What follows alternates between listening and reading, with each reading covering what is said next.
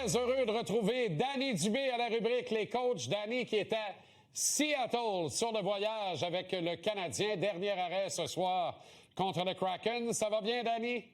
Très bien, je te remercie. Excellent. Alors, tu voulais nous parler d'Ivan Demidov. C'est comme si on ne s'était pas parlé. Note.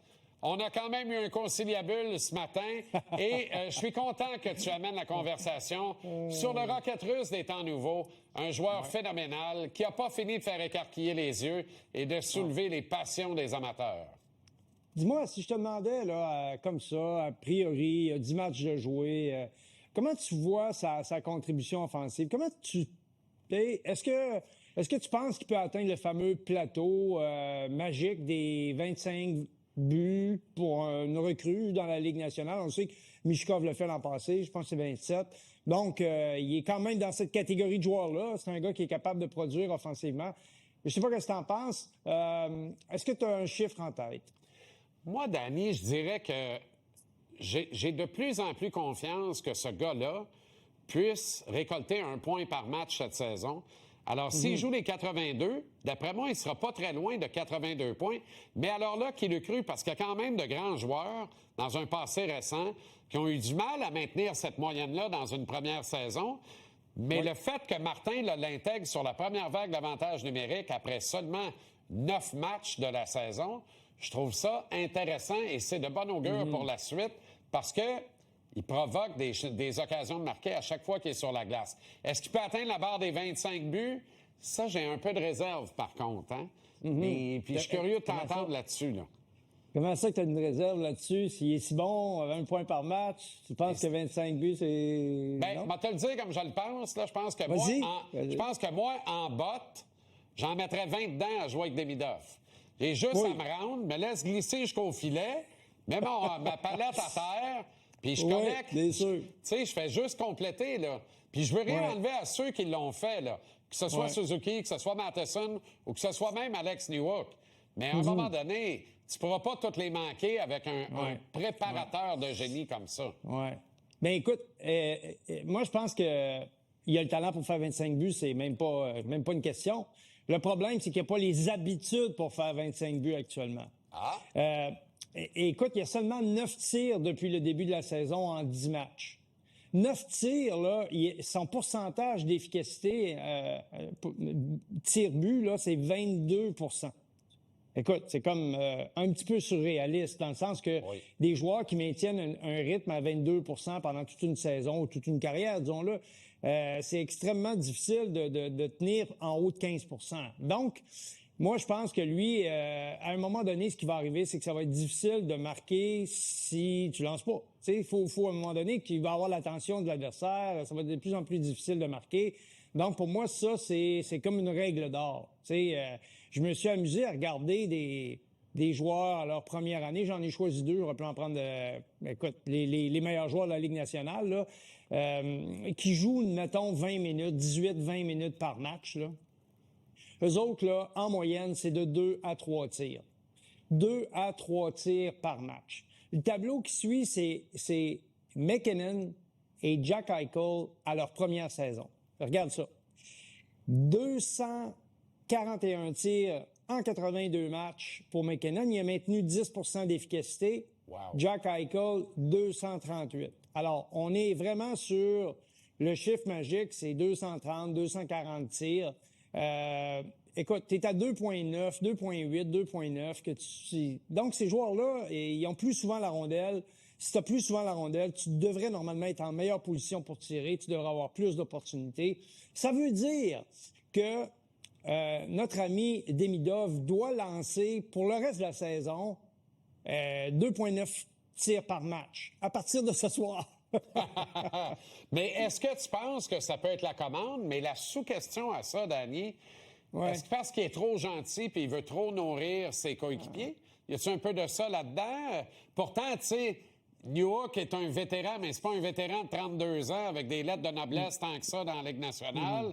Kapanen, c'est un jeune joueur aussi. Je veux dire, il y a pas nécessairement de raison de dire « je veux trouver absolument un coéquipier ». si ce n'est que c'est probablement à l'œil la meilleure option qui s'offre à lui dans le feu de l'action lorsqu'il fait ses virages brusques, notamment. Ça déstabilise l'adversaire, puis ça crée une poche d'air, là, une occasion pour un coéquipier qui semble mieux placé que lui-même. J'ai de la misère à m'expliquer comment. Je suis renversé de ta stats, là, 9 tirs au but. C'est même pas un tir au but par match. On n'a pas cette impression. C'est celui qui en a le moins. Chez les recrues, il y en a moins que les défenseurs, il y en a moins que les attaquants, il y en a moins que tout le monde, il y en a moins que Kapanen. Ça n'a pas de bon sens. Fait que ça n'a pas de bon sens. Mais, disons ceci. Lui, c'est un joueur d'espace libre. C'est un joueur de glace. Tu en as parlé tout à l'heure dans ton commentaire, puis tu avais tout à fait raison. Le 3 contre 3, le 4 contre 4, l'avantage numérique, et c'est du balai de le voir faire. Et c'est là où il peut utiliser la passe transversale. Moi, j'ai pas de problème, là.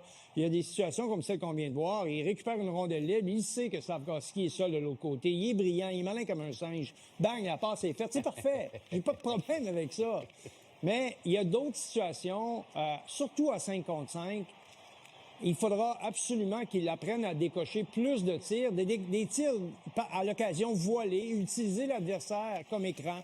Des situations où ces tirs sont pas nécessairement à son goût, tu comprends?